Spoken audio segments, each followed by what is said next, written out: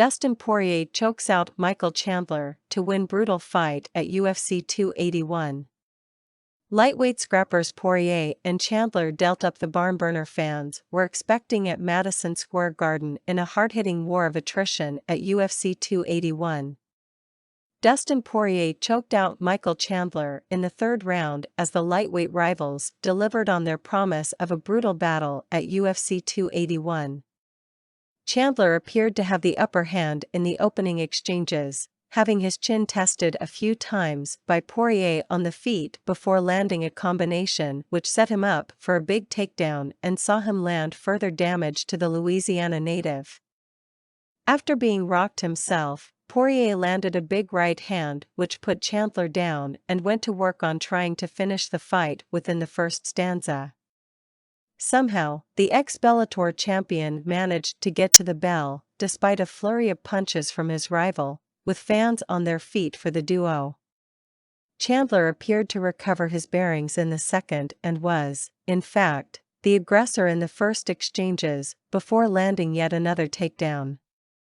While on the ground, Poirier made it difficult for his rival to get much off and even went for a submission from his back, but ultimately the wrestler was able to regain control. Blood was pouring from both men as they grappled for position, with Chandler getting a chance to show off his NCAA Division I wrestling credentials. And he pushed for a finish with ground and pound that almost had the referee convinced to stop the bout before a brief verbal exchange with Chandler.